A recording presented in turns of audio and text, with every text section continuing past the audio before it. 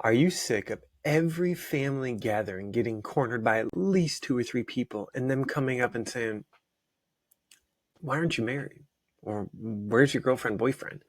Does it feel like everybody is settling down, starting a family, and progressing in their life as you sit in bed and wonder, how did I get here? Are you tired of feeling like you are the problem? If so, I'm excited you joined me because in this video, I'm going to discuss the fact that there's nothing wrong with you. And there's also nothing wrong with thinking, man, I really thought I would have met my partner or spouse by the time I'm in my 30s. So in this video, I'm going to discuss, is your life over if you don't have a partner or spouse in your 30s? I'm going to give you a hint. That's up to you. And then I'm also going to share some details of my reality about being single in my 20s and 30s and now as a married man. So here's a perception.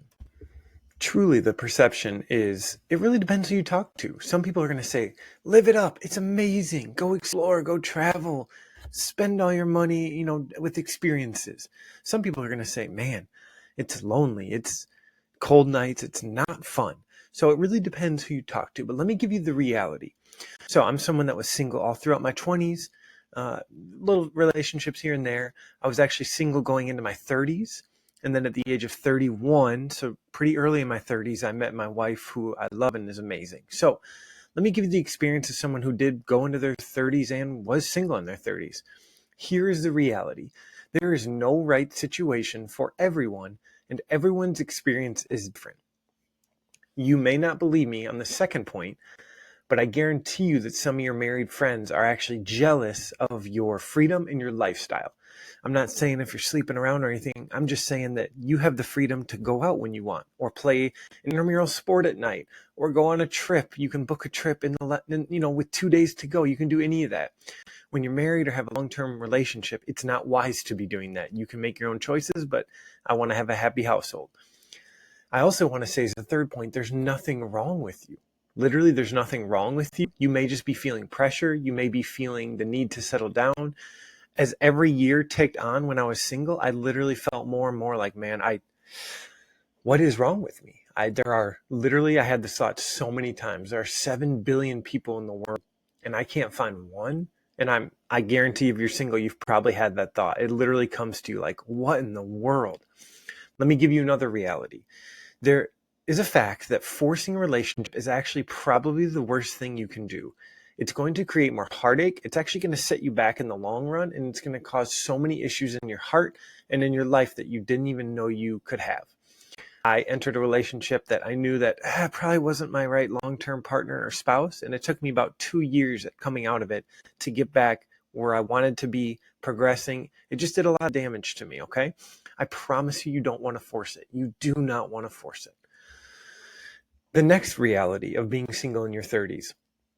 People will try to set you up with anyone, and I mean literally anyone. So many times throughout my 20s and then early 30s, I thought, are you serious, dad or mom or friend? Or are you serious? Do you really think I was going to get along with this person? Or I hate to say this, but this is what we think. If we think we're more attractive or on a certain scale and this other person's not attractive, we think, why would you think I'm a match? I'm just telling you real thoughts that happen. Okay. Another reality is that the more you want something, the more desperate we can be and the more pressure we can feel. So I kind of alluded to this, but each year that passes on, or each date with a new person that you're like, oh, this is just boring. I'm sick of this. We're not a good match. They're crazy. They text me 100 times afterwards. Whatever crazy situations you've gone through, it can be really frustrating because as those add up, you actually somewhat lose faith. You're like, hey, am I ever going to meet the right person? And you're trying to put yourself out there, but it's not working because these people are crazy. People are crazy, especially today. Okay.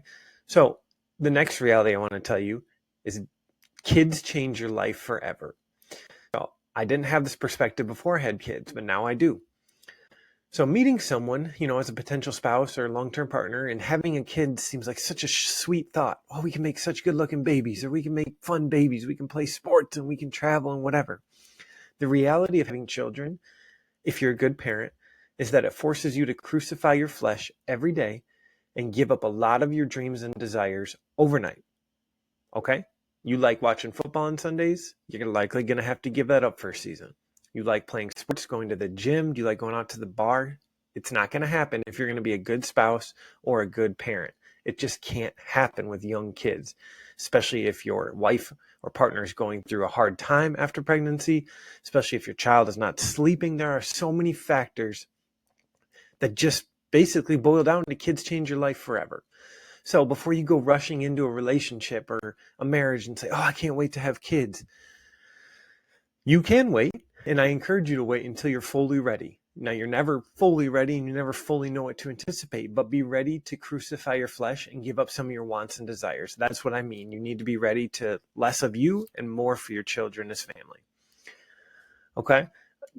Only two realities left. One is if you desire to meet somebody, I truly believe in due time, God will give you the desires of your heart. Psalm 37:4 says, delight yourself in the Lord, and he will give you the desires of your heart. I can't guarantee it, but it's God's word. I believe God's word to be true, and I believe if it's a true desire and you're willing to let God work on your heart, on the things that you need to improve so that you can be in that relationship or marriage, I believe he will give it to you in the right time. Okay, and then the last reality I want to tell you is that you and your future partner or spouse may need a little extra time to develop before meeting. So let me get you into my story with my wife. So we met when we were 31, and then we got married pretty quickly. However, we both all the time say, man, I wish we just would have met each other earlier. I wish we could have been married for a couple years before having kids and traveled and all that. But the truth of the matter, and we say it all the time, is that we wouldn't have liked each other. If we met in high school or in our 20s, we would not have gotten along. I was someone that was out having a good time, probably doing things I shouldn't have, staying out all night, just the life of the party. And my wife was an excellent student. She went to medical school and is now a dermatologist. And we would have been so completely opposite. It wouldn't have worked at any other time except when we met. I truly believe in divine timing. Okay. So my reality, and then I'll wrap up here. It's just, I had fun in my 20s, but as I got closer to 26, 27, I really wanted to settle down.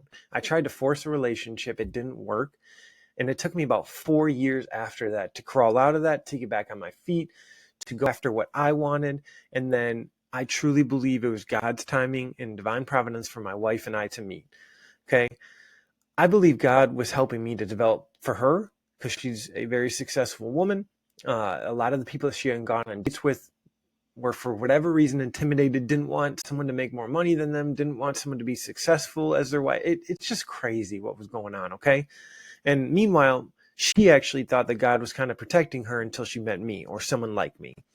Okay, so she had a string of crazy dates and crazy guys. So when we first met, first thing she said was, let's do a FaceTime before we meet in person. Because we met online, and I said, that's a great idea. I think all women should do that, is have a FaceTime first. That way you don't waste 6 hours on a date. You don't meet somebody crazy. FaceTime with them first. If you feel like it's a good connection, then great. Actually go out with them. Okay, so that's my story. I really want to tell you more about the reality of being single in your 20s and more your 30s, is your life's not over. There's no right situation for everybody. So don't just listen to everybody's advice. You can't. You have to make the right decision for you. And I promise you, the right decision is not forcing a relationship. You need to work on your goals. You need to work on your hobbies. Have fun. Do a new instrument. Learn a new language. The more you can divert your focus to actually something new and developing, then you're not going to spend all night dwelling on how you're single. This was my issue. My mind just goes and goes, and I would just think all night about, man, my life is over. I thought I'd have kids. I promise you, if you can dive into a hobby or a new language or your business or start a business, and you can divert that attention to something that's going to grow, I pretty much guarantee that over time, if your heart is open to it, you'll meet the right person. You may not even see it coming, but I really encourage you that your best is ahead of you. If you are willing to progress, become a better person, become more open-minded to certain situations, and just keep walking each day, trying to be better and love people, I promise that there's a blessing on the way for you if you're open to it. So I hope this was helpful. I hope you're encouraged. I gave you some realities because it's true. Don't necessarily want to trade places with a married couple with kids because it's not easy. Having kids is not easy. So don't rush into thinking that. Enjoy where you are. Enjoy your story. Although it's different than you thought and maybe it's difficult, enjoy your story, relish it, and embody it, and really just bring your full self to the person that you're supposed to meet. So I hope you find this encouraging. If you want to watch another video about defeating lust, you can click it here. Have a great day.